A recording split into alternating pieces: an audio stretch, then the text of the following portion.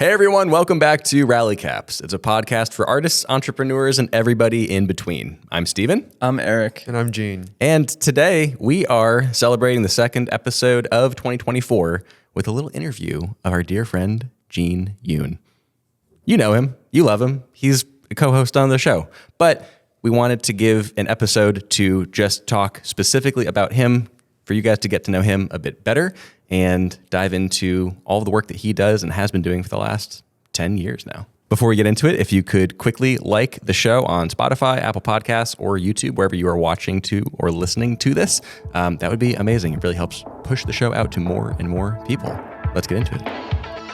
With Gene.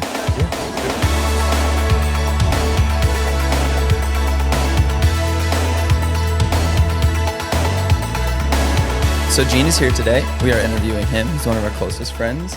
The three of us rent the space we're in right now, our studio, our upstairs studio, where obviously the Rally Cap set is. Today we want to go through the history of Gene, his career, everything creative going on with him. Yeah, the episode's going to be split up into 4 different parts as we talk with Gene and interview him. We're going to start with where Gene started, what he went to school for, what he began in his photography roots, move on to the bulk of his career and what he did professionally for a long time, move into 2023, what that year looked like for him, and the crazy stuff that happened in his personal life and career, and then lastly, what his vision for 2024 is now that we're here. And he's notoriously the best of us. And he talks the least, which is why we are doing this episode, because we wanted to hear more from him, and hopefully you guys get to know him a bit better too. So Gene. Yes. Bring us back to where it all started. You went to school for photography, right? And filmmaking? Yeah, you did. Yeah, like RISD. You went to some art colleges what for was sure. the first thing you said? RISD. Rhode Island School of Design. Oh, RISD. RISD. I thought you said Yeah. he had Riz. Oh, Riz. dude's got Riz. Riz. Yeah, that's for sure. Yeah, no, you totally did 4 to 5, 6, 7 years of college for art, right? Like everyone else, yeah. Yeah, Fine just like arts. everyone else. Yeah, like everyone It's what it else. takes to be an artist. It's true. How I ended up here makes no sense because what I studied in college has nothing to do with the creative arts or anything. I studied food science. So I worked in the food industry as a scientist, basically, for a few years after graduating. And I didn't see it then, but how photography came about was I was living in Grand Rapids, Michigan at the time, and would only touch a camera for hobby purposes, just for fun, capturing family stuff, hanging out, friends, church, stuff like that, like a lot of people start.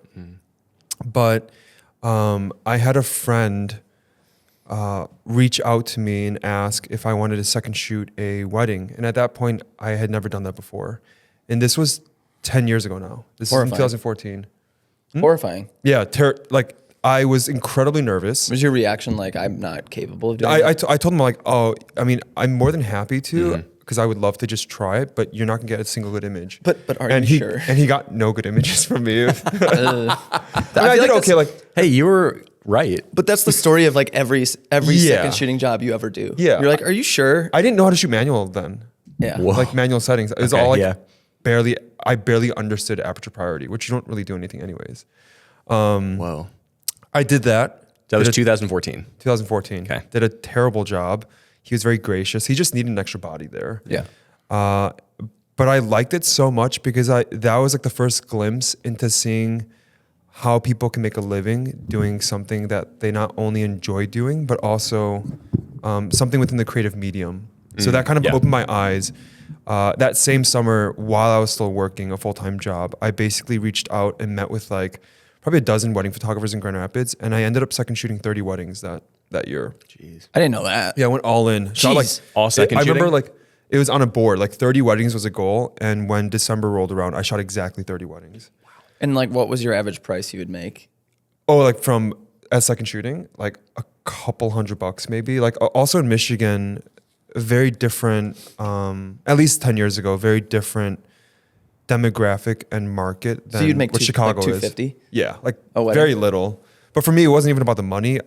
I was so willing just to learn, Yeah. and Within that 1 year, I learned so much about photography, but more importantly, more about like working with people, directing, problem solving, and then making sure that clients are happy during the actual shoot.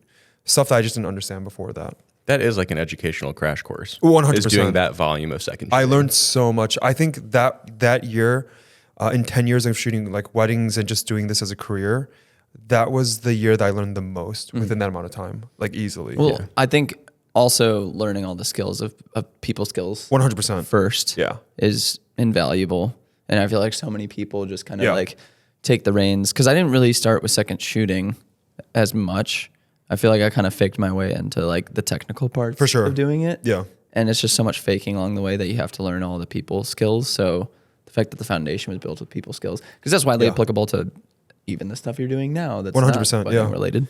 Yeah, I learned then, looking back at the length of my career as a photographer so far, that most times clients don't really know what's a good image and a great image, like differentiating that. They do remember though your communication skills. They remember your timeliness. They remember your professionalism. They remember your energy and what you bring to the table as a person, and that's why they keep hiring you. So like, I've learned that as a wedding photographer. There are people who are so much more talented than I am, creatively, artistically, technically, but it's who you are as a person, what you bring to the table. That's why people keep hiring you. So that's a lesson I learned 10 years ago. After that, the way I started booking weddings was through friends and then coworkers. So people saw that I was building a portfolio out. They saw that I started shooting weddings. And so friends started asking, I'd shoot weddings for like $500, $700, $1,000. I remember the first wedding, I made $1,500. I was like on cloud nine. Yeah. I was like, whoa, this can be a thing. But you're balancing food science the entire time. Yeah. So like And you're married at this point. Yeah, we had our first daughter in 2016, and that was when we were living at that point in East Lansing, Michigan. So you went to Michigan State. went to Michigan State. That was in Grand Rapids. Where is Michigan State? East Lansing. Oh, Yeah. wait. So Grand Rapids is after college. Gotcha. Yeah. So I went to East Lansing for school, Michigan State. Met But then you Lois. moved back to East Lansing? Yeah, we went back there. Gotcha. So I met my wife there. We lived in Grand Rapids for a couple of years. Yep. We got married in Grand Rapids, and then we moved back to East Lansing because I took a new job there. And then we had Sophie, our oldest. And that's the job that you had for like 3 years? I had it for like just under 2 years, and that was my last job before going full full-time. time. And that was food science still. Food science. A still, similar role to what you were doing prior to that? Yeah, everything that I was doing within that world was like working in a lab. So I did a lot of like quality control work, a lot of product development work is what I was really doing in that industry. Yeah. That is so, I can't picture Yeah, you it's so doing far that. from It's like so what I do wild. now. I Yeah. kind of forget that it's like a different life. And what was the pay like in that industry? I made my last full-time job in East Lansing before we moved to Chicago, and I went full-time with this. My salary was $33,000 Wow. Oh, wow. Full time. full-time. Wow. But cost of living in East Lansing? Much lower than Chicago, but Still, still like though. 33,000 is, I mean, that was 7 years ago now, but that's not very much. Full time now, yeah. And then supporting With a a family. child. It's also like Yeah. in that season, I remember that last year before we moved here, 2016, I shot 18 weddings. So I'd wake up at like 5 a.m. I would have Sophie next to me in like one of those automatic rockers. Yeah. I would work in our living room for like 2 hours and then get ready for work. Go to work, come back, and then like at night when everyone was sleeping, just keep editing again. And you Yep. sleep like 4 or 5 hours a night? Yeah, Yeah. for sure. And you could live off that. I was younger, but also like that's how much I cared to put in the work. Did you see like a light at the end of the tunnel where you're like, this will be profitable someday if I keep pouring time into it? Yes and no. I didn't because I didn't understand any of the business side of anything yet at that point. So I could see that there was a potential for something. What that potential was, I had no idea. I had no idea what it could become. And so when we moved to Chicago, really the reason for that was I started booking more weddings in Chicago than in Michigan. And I was booking for more money. Yeah. Yep. And for me, it's a homecoming. I grew up here. So we kind of decided between my wife and I that that was the next big move for our family was to move from Michigan to Chicago. But in that transition was also when I went full time. So we kind of went like all in. Yeah. My projected income that year was not very much. Yeah. But we still like, my wife was like, for the next year, just like go for it. Did you have savings? No, we had nothing. Whoa. In fact, we were like, this is another story, which like Eric is more familiar with, but we were like deep in credit card debt. Like I also knew nothing about money. Right. I forgot about that. I knew nothing about business, money, budgeting, investing. I knew nothing. And so like for us to do that was a little reckless because we had a child. But there's no way that I would have ended up here today. Right. If you're on the ropes. If I didn't give myself that chance to try. There is something to be said about being on the ropes like that. Yeah, I worked my... You have to have enough self-awareness to realize you can survive while being on the ropes, you know? People don't understand that sometimes if you really want to do it, not everyone's afforded the opportunity or the resources to like go pursue their dreams. Yeah. And sometimes in that pursuit, you have to do stuff that you don't want to do. Like I would go on Craigslist and just pick up I did a lot of random stuff just to make like $50 here, sell this thing for $12. Like I did everything just so that I could make it work. And then it finally paid off. And like a year and a half later, I started seeing like substantial income increases, but I didn't know then like what it would turn into. I think what's so interesting about, I had this idea the other day, like the whole cost of living versus how much you make. Yeah. So many people don't talk about, so many people gripe about the cost of living in a place like Chicago or a big city, but not a lot of people talk about the leverage of opportunity. For sure. And the ability to make more in that ratio actually being larger on the income side. Yeah. And I think it's really interesting when you think about it that way because you experienced it firsthand. I think we all kind of experience it firsthand. I think a lot of people struggle with it in markets, creative markets that are a lot harder to dip into if you're not on the internet and you're just doing things locally. But also in 2017 was the first time we had coffee at Heritage, right? You 16 and I, or 17? You and I hung out in 2016 because I moved here at the very end of October. And at that point you had maybe it was early 2017. Yeah. And you started hosting like co-working. Yeah, at your place. Yeah. Yeah. And I think there's some other people were there too. Like Kyle was there. But right? Yeah. Yes. Yeah. Yes. Well, that's another story. Yeah. That's the reason Creative Club started. Yeah. So we met. We met at Newton's wedding. So we have a mutual friend that we both stood in the wedding, and Eric also shot the wedding. But you had an associate second shooter shoot The portions ceremony. of it. Yeah. But that's where we met, and that was in 2015. Sounds right. Yeah. But we started meeting up and linking up early 2017, and that's when the conversation came up, both loosely but formally, as far as like maybe getting a collaborative space, which is now Creative Club Chicago, and that happened. It happened quickly. I mean, that's another story, but essentially 4 of us decided that May, I think, to get the space in this building, and now we've been here 6 years. And if you dig far enough back in our catalog, you can find that story on the Creative Club episode. But also, where does the Pacific Northwest fit in all of that? Yeah. So while I was in Michigan, and even like maybe the first year or 2 I was in Chicago, I started booking destination weddings. And the way that happened was through friends. So friends who graduated college, who went back home or moved to another city they wanted to explore. That's how I booked Chicago weddings too. It's not because all my friends, my hometown friends, saw me shooting weddings. It was like friends from Michigan State moving to Chicago who knew me basically as a young adult, not from like high school, were getting engaged and would ask. But the same thing happened in Seattle. So I think I shot on average like 3 weddings a year in Seattle for like 3 years in a row. And I began to get referrals out there too from those friends, which then opened the door for like shooting in Iceland. I shot an engagement session in Iceland. I remember I shot a wedding in Pittsburgh. So I traveled a little bit for all these little weddings, but I wasn't making a lot of money. Mr. Worldwide. Yeah. Wasn't making very much money though. It was like Inches wide. It looked cool, I think, on the internet, but in reality, I was still making more money in Chicago, shooting weddings in Chicago, or like just like locally to where I was at that time. But that also kind of propelled me into building more of a, I guess, name brand or more confidence into couples, seeing that I was shooting weddings kind of abroad. Yeah. And so I began to book bigger weddings with bigger budgets, working with better planners and bigger planners. And that kind of just got me to today, as far as weddings at least.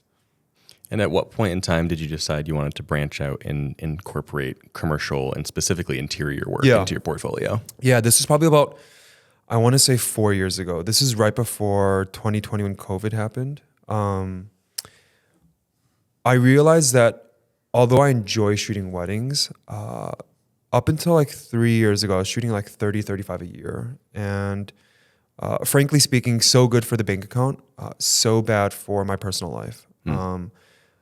As far as like my marriage, community, even church, family, friends, like I was just working non-stop. And it's not only all the weekends you miss, all the festivities, all of your friends' weddings you miss.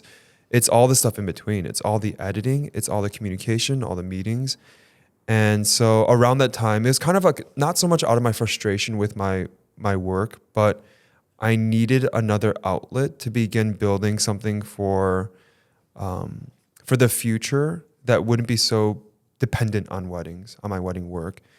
And one of the things I really enjoyed in my wedding work was the contextual shots, a lot of the detail shots, specifically interiors. And around that time, I had no interior experience as far as shooting like residential, commercial, but I started reaching out to interior designers, started booking these really small jobs, then started booking bigger jobs. And then it's a very small community, and then started getting referrals. And so fast forwarding 4 years, I actually don't do a lot of residential interior work anymore, but there was a season in conjunction with my wedding work where I was really booking a lot of interior work.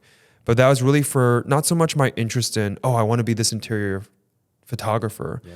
Is more me practicing and getting my reps in to start doing commercial work and really deviating away from weddings. To give you something that almost feels like a normal 9 to 5. Again. Yeah, 100%. Yeah. And so like that's kind of fast forwarding to today. I don't have that many weddings booked for next year. But I think because I did that 4 years ago, because I started doing work that wasn't wedding related, it's afforded me a lot of new opportunities to work with a lot of new clients in the commercial space, but specifically within the genres that I like to enjoy and shoot. So for your own personal sake, starting to shift your attention from exclusively weddings to a much more diversified array of work. So it's not cutting them out completely. Yeah, exactly. Do you have a plan on cutting them out completely? Interiors? No. Weddings? Yeah, I think that next year is this year. 2024. This year is the first year where I'm like really being active in controlling how much I book. Yeah. I've already gotten some like really cool inquiries, but looking at where the dates fall in my existing calendar with weddings, but also just knowing that we're planning a lot of stuff for the doc. Yeah. I'm really trying to keep my calendar pretty open. So I'll be honest, like it's difficult saying no because I want to buy a house. I want to buy a Forerunner, right, Chad? Like I want to buy those things, but Amen. I know that if I say yes to that work because of the money, I will regret being in that season of this year where I feel so bogged down by the stuff that I'm not super excited about. And also it's so unfair to those clients. It's so unfair to those couples if I don't bring 110% of my commitment to them either. Yep. And so I'm really spacing my wedding work out this year so that I can give those couples my full attention and not cheap anyone from that experience that they should get from me. Totally. But yeah, this is the first year where I really am going to go like under 8, I think 8 to 10. Yeah. And then I think next year, maybe 2 years after that, 2025 and 26, I might shoot like around 5 for like incredible couples, incredible referrals. Cause there's a group of like couples I have where they always refer their friends to me. And I love seeing all my old couples. They're so hard to turn down, especially it's so much if fun. they're local too. Oh yeah.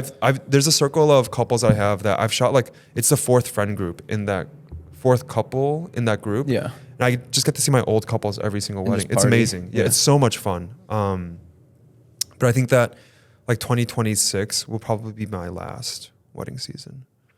Like really ever shooting weddings. I think like after that I will just completely stop. Dang. Yeah. The curtain call. Yeah.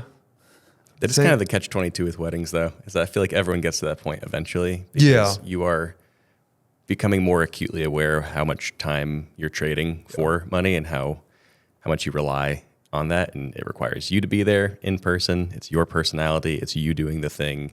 It's hard, and that's why you see so many wedding photographers, once they get to a certain amount of time in their career, start to bring on associates, start to scale into education, start to take the foot off the gas insofar as them being there doing the work, because you have families, you have It's the only way to other scale. dreams, Yeah. you have other things that you want to do. And as fun as weddings are, it is a really physically and emotionally demanding job. Yeah. And doing it at the scale that you do at the start of your career is pretty unsustainable for most people. Yeah. I also I'm not conceited enough to think that, oh, if I don't shoot this wedding, they're not going to get good. There's so many talented, wonderful wedding photographers. And so I have no concerns that that couple that I say no to, they'll still find a wonderful photographer. Yeah. I'll also refer great photographers to them. Yeah. And also I think that my life has changed a lot on the personal level as far as my family development and my involvement even in our church.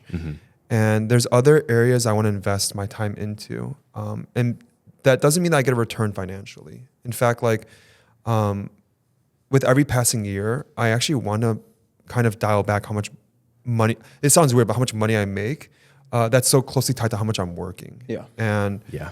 I saw this thing online actually very recently about how we're in this culture where we always talk about bigger, better, more employees, hiring more people.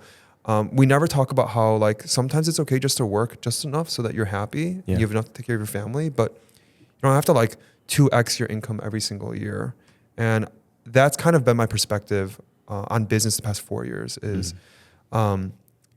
truthfully, my income has increased every year, but it's not because I'm looking for it to increase. I'm not trying to work 10 extra hours a week so I can make more money. I value so much more my personal time and what I can do with it than being tied to, I have to do this because I agreed to do it because they're going to pay me. Yeah. And with weddings, the honesty of it all is I'm entering my 10th season, my 8th season being full-time in weddings. And I think it's close to time for me to hang it up and move on to the next thing. What is that in relationship to wanting to purchase your first home though? That's one of the reasons why, from a business perspective, I haven't completely shut down my wedding business. So you got out of credit card debt when? 2019. And you became a credit card guru when? 2019. Yeah. The short version of that backstory is when Lois and I moved here, because we decided to go full time, to let me do this full time. That also meant I was making no money. In fact, we were spending more money than I was making. And so we found On credit ourselves, cards? yeah, we found ourselves in 2018 with 45 grand in credit card debt, which is a lot. Don't recommend it. Yeah, it's a lot. And I remember distinctly Lois sitting me down. I remember I was about to walk out the door, and she's like, "Hey, so what's happening with our finances?" Because she had her laptop open in the living room, and as soon as she said that, I was like, "Oh crap!" Here we go. We have to talk about it now because it was this thing we just weren't addressing. Mm-hmm. And I remember I closed the door, sat on the couch, and for the next 2 hours, she was basically just calling me out. I'm like, what the heck happened? Mm-hmm. I thought you were going to take care of this. You were going to figure, she knew too that I wasn't making very much money, but she thought that things were being a little more controlled. And so when she looked at the numbers, she's like, what happened? And so that was kind of the wake up call for me to begin, asking people ahead of me, ahead in life stage, fathers who are much older than me, about their budgeting and their approach to finances. And I actually learned a lot from some of my mentors in church too, but that also meant that I had to share how much that we had. I couldn't be this arbitrary number. Yeah, it's kind of a lot, but I had to be very honest with the people that I was asking help from. And so in 8 months, we paid all of it off, which is actually kind of crazy.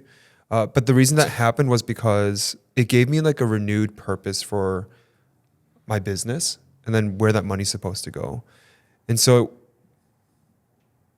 it's crazy because once that debt was covered, 2019 was the first year I broke six figures. So I look at the progression of how that all happened, going from like that much debt to hitting a marker in my career where I never thought I'd make that much money. It just required intentionality and accountability. And like those are the two things I found myself needing and having in 2018. And so that's always like something I keep in the back of my mind when it comes to my business and work and money is what's the purpose of this? What's the intention I have? What's my motivation for saying yes to this job or no to this job? And making sure that financially I'm never in a position again where I put myself or my family in that kind of scenario where there's so much anxiety and stress around. Can we pay rent this month? Can we put food on the table? Like that's my responsibility. And so, it's been a long journey. I feel like I still have so much to learn about finances, but that was a difficult but such an incredible season of our lives, looking back. Yeah. So what would be your biggest piece of advice for someone in a similar position? In debt? Yeah, with like especially credit card. Yeah, I would say the biggest thing is actually like you can't do it by yourself. And so if it's like one of those things that you just quietly keep to yourself, if you don't have accountability, if there's no external pressure to work on it, you kind of never work on it. And so I think that the methodology for how you want to approach taking care of it, I think there's different ways to do it. There's different strategies out there. But I think the biggest thing is actually making sure that you have people who know about it and who are asking you about it. And then letting people into that very vulnerable, insecure place. But you need accountability to work on it. Because if you just do it by yourself, I think it's almost impossible to really work. Especially like today's society, the accessibility to credit cards now and like what you can do and how much money you can, like lines of credit, you can really find yourself in a really deep hole. And you need people to kind of help you navigate that. So that happened in 2019. We've been jumping times a little bit throughout this, but it's 2024 now. Yeah. Last couple of years has been that period of time you've started integrating more commercial work in, branching out, diversifying your business quite a bit, and at the same time considering scaling back weddings. I feel like 2023 was kind of the epitome year of that for you in a lot of regards, as YouTube and commercial stuff took off more. And as you still shot a fair, I think you still shot 18 weddings last year. Yeah, 18 weddings. But that was still less than 30 to 35 that you've been doing in previous years. Yeah. What did 2023 feel like for you as far as, did it feel like a transitional year for your business? Yeah, 2023, coming off of 2022, because we wrapped the doc stuff basically in December of 2022. Kind of. And we did like, we traveled a lot in 2022 starting in May, at least for me. Yeah. That was my first trip to New York. I really feel like 2022, for context, was a year that I invested a lot into not my own business, but just into what we were doing as a group. Giving my time, my energy, and my focus. And then 2023 was a year where I began to look at my business more closely again. And that's why I shot 18 weddings. I would say 2023 for me was a year of really having to begin building actual blocks for my foundation to now really kind of step away from weddings, but also begin thinking about the next 5 years. Like what do I want to do 5 years from now? I want to do stuff with you guys. I want to do stuff that we're doing in this space, or the doc is really just representative of what we're actually working on. And hopefully those are things that we'll share more with everyone this year. But 2023 was a year for me to really look at my business and be okay with making less money this year, 2024, because I'm just saying no to so many weddings now, and really focusing on what's next for my career as a photographer, as an artist, but not being known as a wedding photographer, which I don't call myself anymore either, actually. Like when people ask what I do, I don't really say anymore, oh, I'm a wedding I just say I'm a photographer. But it was a year that I think I refocused back on my business, and I'm so happy about how 2022 happened, and even like the first half of 2023 with the doc and everything.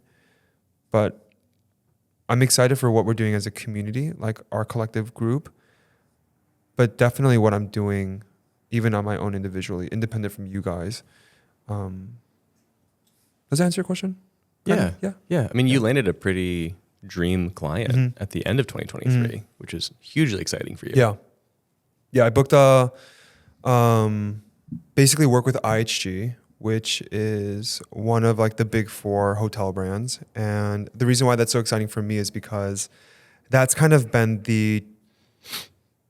getting that client has been the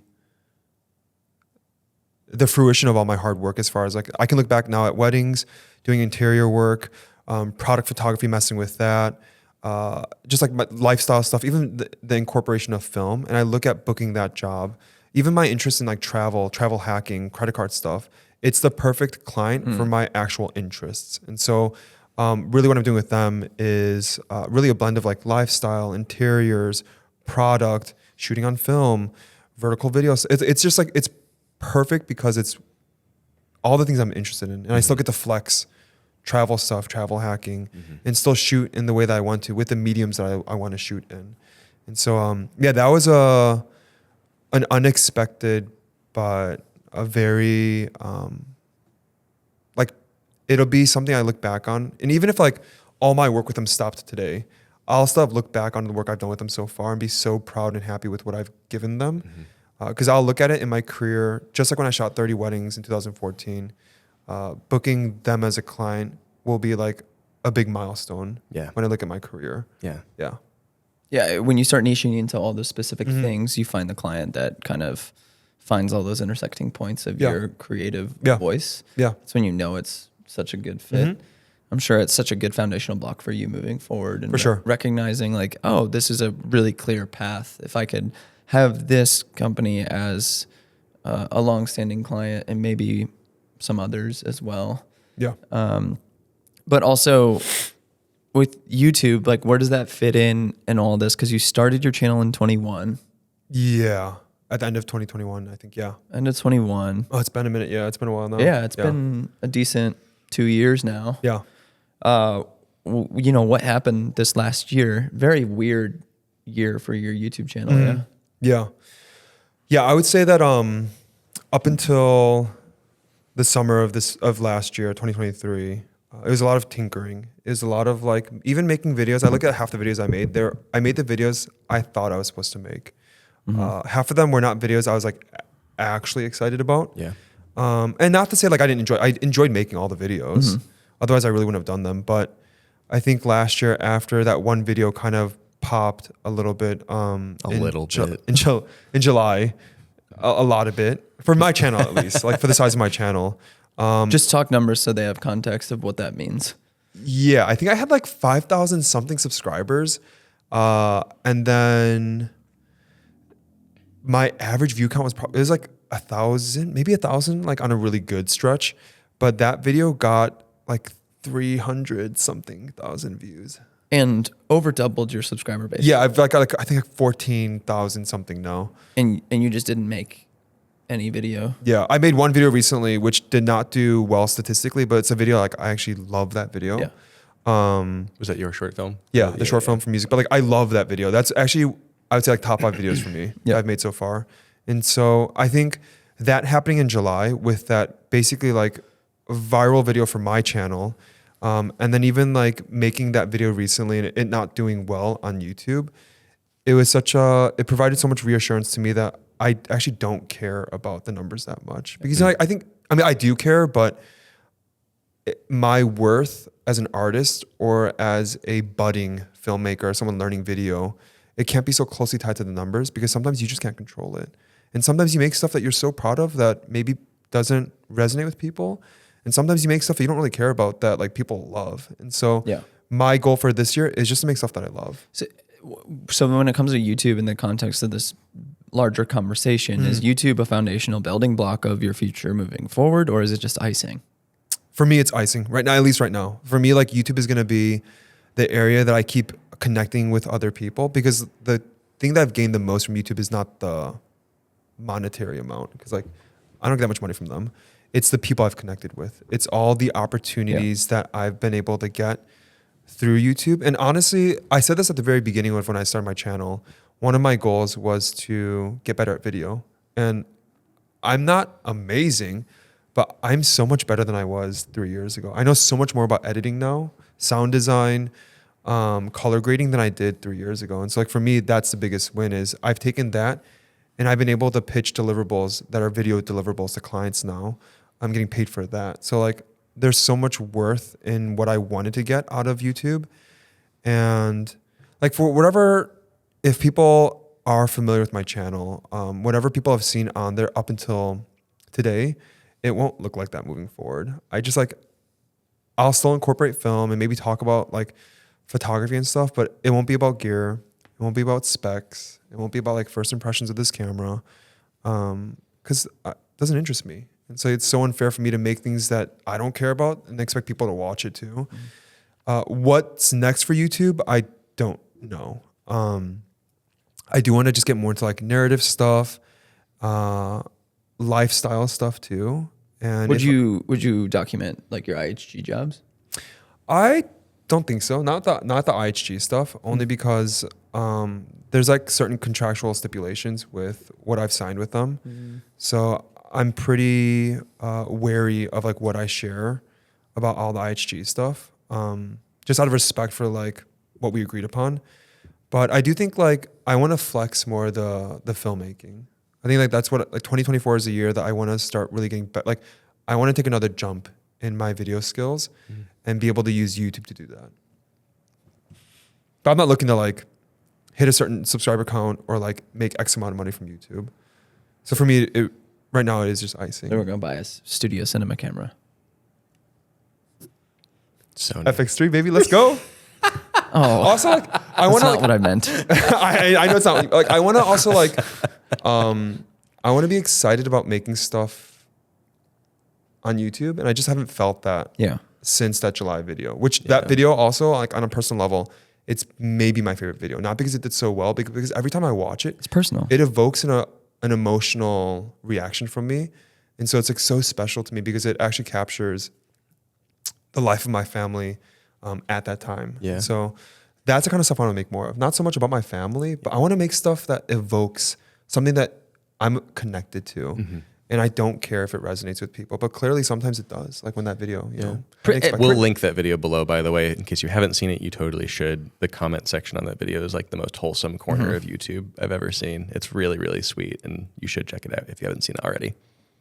And the fact that MusicBed subsidized all of our like personal filmmaking projects last year. Yeah. It's pretty sweet. Yeah.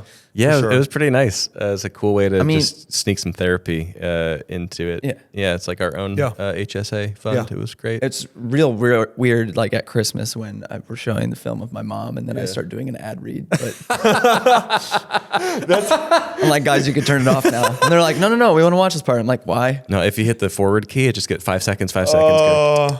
Yeah, it's Yep. funny, like, because that video was a sponsor video from MusicBed. Yeah. And so, like, I do an ad read in it, which, yeah, it's not jarring. It's a part of the process, Yeah.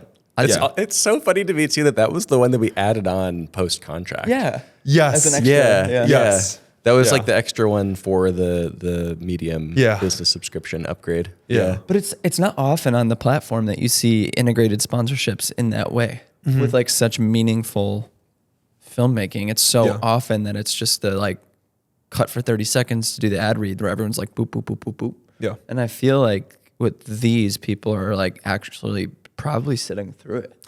Also, like, us three don't do the ad reads in a way. It's like, Right. Yeah, It doesn't just feel like this is the make it- sponsored section. Yeah, we're trying to make also for like on behalf of the brand that's sponsoring, like we're trying to do them justice by like doing a good job with the ad reads too, not just like putting it together haphazardly. Yep. So, yeah, but you never know like which videos do well. Yeah. Sometimes you do like before you make them like, oh, this could do really well, but I think like with the mental game of YouTube that I've learned in almost 3 years now is one, it's like moving target. And two, if I keep looking at the numbers too closely, which trust me, I have done that. And you get too engrossed in it, you can kind of lose a bit of your self-confidence or your identity as an artist. If you just, there's no other medium in my experience so far where like you're so closely watching the analytics than there is with YouTube. And so like, after that viral video last year and experiencing like an incredible high, But also at the same time, like I kept saying this to people, people may not believe me. I really didn't care that much. It was like one of those things where like Lois kept my wife, she's like, oh my gosh, I'm like, oh, I didn't even look today. Like it's so cool, but my life didn't change. It's not like all of a sudden I made more money or like I became famous. Like you're still the same person. Like you still go to bed as the same person. And so I think this year I just want to blend, like my interests with like photography and film photography into like life, but not talk about photography per se. Well, your actions showed your intentions with YouTube, because everyone else that wants to make it their career would have poured gas on that fire. For sure. Yeah. It was like so indicative to me, which I love when people have like, I actually love when people have like big aspirations for YouTube, like Steven does for this year. Like I think it's actually incredible. But what I learned about myself 7 months ago was I actually don't. And like, I'm okay with that. Like, at least for now in this season of life, like I just want to have fun. I'm already so like focused on my work right now outside of like YouTube. And so for me, it's just, I want it to be a playground where I can keep exploring and making mistakes, but not have it be so closely tied to the value of who I am as an artist. For me, that's been difficult on an emotional level and mental level the past 3 years, like finding like a slowly growing channel. It's just like, it's hard. I don't know. So this year I'm just telling myself, just have fun and whatever happens, happens. More collaborative videos, I think, For sure. this year. I just want to have fun. And we are finally doing our Boston trip Yes. to my favorite We're gonna Indian eat restaurant. Indian on the food. planet. It's going to be great. Yes. Yeah. We've been talking about that video for 2 years. Yeah. Finally. So what does 2024 look like? This year, I think will be so much more about doing less but more. So like less running. Oh, That's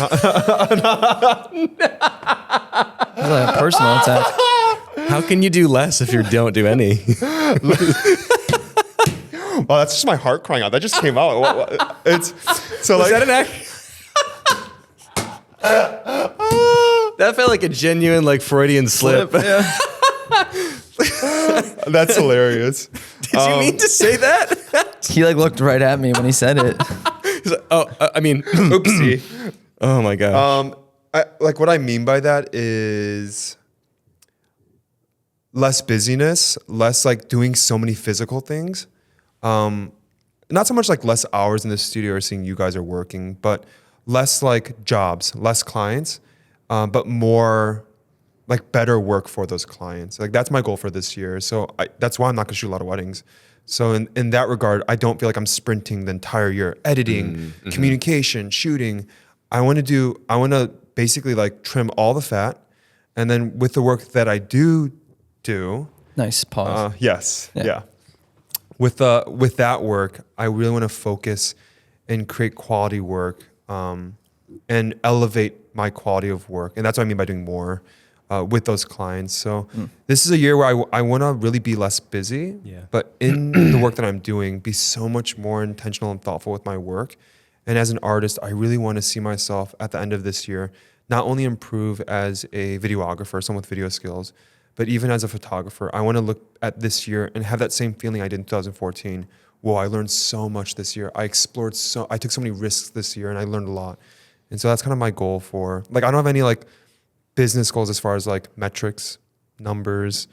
I don't even have like dream clients. Like, I want to work with this brand or client. Like, I just want to be thoughtful and intentional with my work and find a lot of contentment in that and not chasing something that I can't control. Yeah, the rest will follow. Yeah.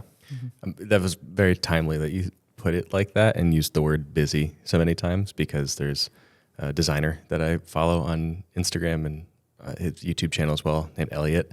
And one of the new posters he released recently that I wanted to buy for the studio, he's hilarious. He's actually genuinely very talented, but all of his posters are just like trolly, hilarious stuff. And so this one in particular, it just says, "Uh-oh, I used busy to describe how I'm feeling again." And I thought it was so spot on and That's so incredible. funny. I Yes. was like, we need to have that in the editing room, Love because I that. feel like that's true not only for the three of us, but for everyone else in the studio too. Is like, Yeah. it's so easy for the word busy to become all encapsulating, and it's just this thing that we just throw at to describe how we're feeling or what we're doing. And it kind of, I don't know, for me at least, like delegitimizes the work that I'm doing. If I'm just like, oh, I'm just always busy. Yeah. It's like, well, what are you actually doing then? And I don't ever want to feel that way with the work that we're doing. So That feels like a nice little offshoot of GBMS. yeah, yes, You know, the non-busy lifestyle. yes, yeah, Because you can't actually get bored with being busy all the time. yep, yeah. You didn't leave space to explore that or to become bored. But what you're doing, and what I'm hoping to do this year as well, is just carving out space and continually saying no. Like, just had an opportunity to travel to shoot again, and I basically was like, I charge a premium now. Yeah. And if you want to book me, it's going to cost an arm and a leg, and it's not just because I'm trying to be a jerk. Like, that's just what my time costs now. Yeah, for sure. And even then, I'm hesitant to even like quote a number. Yeah. I'm kind of just like, nah, I don't, because all the travel we're gonna do with doc premieres. Yeah, and I'm like races that's on the back of my and, mind. Thinking about that. Yeah, Gene's got like 7-8 races lined up this year. A lot of travel. I thought you said you're not running this year. You're running a half marathon. I'm pacing you on a half marathon in March. So, anyways, appreciate you guys. In March? Whoa. In March? In this economy? That's crazy. So you're now a coffee influencer. I love coffee so much. Like, actually, so at our church, Dude, I see you posting those stories. What's the company? at You don't want to do a plug? Bro, I work right what next to company? you. I see what you There's watch like all day I forget long. what it is. You've been putting it on your stories. Oh, Sunny Day. Yeah, it's a friend of yours. Yeah, so Simon is his name. We connected last year because actually he watched my viral video. So like after that video, and that's like that was one of the cool things was people who I probably wouldn't have connected with naturally saw that video, and because it resonated with them, I had people commenting, reaching out, saying, "Hey, like this and that." And so he's someone I connected with. Loves so much of what he's doing. He's doing a lot of things, but he just co-founded or started a coffee brand. But the premise of their business is like coffee in the outdoors. So like the whole like ideology behind the business is like getting outside, not just being inside. And he's a huge believer in that. If you look at his YouTube channel and his videos, I think he just passed 300,000 subscribers. But yeah, so we've been talking a lot. He knows I like coffee a lot, and so he's been sending me stuff very graciously. But yeah, coffee I love. So, like that's what I realized. I'm not gonna be a coffee influencer, but like I love coffee so. Never say never. Yeah, I just like love coffee so much, and I think this year I want to create space for that kind of stuff. Like I just want to not always be so busy. Working on stuff that I'm like, oh, why did I say yes to this? Yeah. Why am I editing this right now? Like one thing I wish someone told me 10 years ago was that that I'm in the driver's seat of my business. And that applies to life, right? Like you get to dictate not everything, but most things. And this year, 2024, is going to be the year where I really take ownership of that fact, and I make it my reality that I'm in the driver's seat of like what I say yes and no to. I'm in the driver's seat of my time with who I want to see. Like that's up to me. And so, yeah, like I want to do coffee stuff. I want to shoot a lot more film, but I don't want it to be all tethered to work. You want to keep some hobbies to yourself. I do. I really do. Like some things I like Lois is she knows my personality. Like once I get really into something, like I'll just go and go and go. And she's like, oh my gosh. Cause she's been seeing these coffee influencers who like buy cart and then start doing like pop-up events and like like, and she's like, oh my gosh, did you buy a cart? Yeah, I'm like, oh, actually I just bought a cart on Amazon. And then she's like, wait, what? I was like, just kidding. I mean next week. And so like, there are some things that She's like, why are we in credit card debt again? she's like, what happened? well, I bought a Linnea Mini. Dream. People dream about like dream cameras. Like for me, that's the dream. It's like a Linnea Mini. I have a Linnea Mini. You do have a, she's not so mini anymore. Yeah. She's about the size of one espresso she's- machine. 4-year-old. Yeah, for 4 years. Yeah, but I just want to, I think all of us have stuff that we enjoy so much, and not everything has to be about work. Yeah. And I think some of it is also just getting older too. Like I'm 33, I'll turn 34 this year. And I also don't feel like that person I did 10 years ago where I need to like just go. and more. Like, It seems to be that's 30s.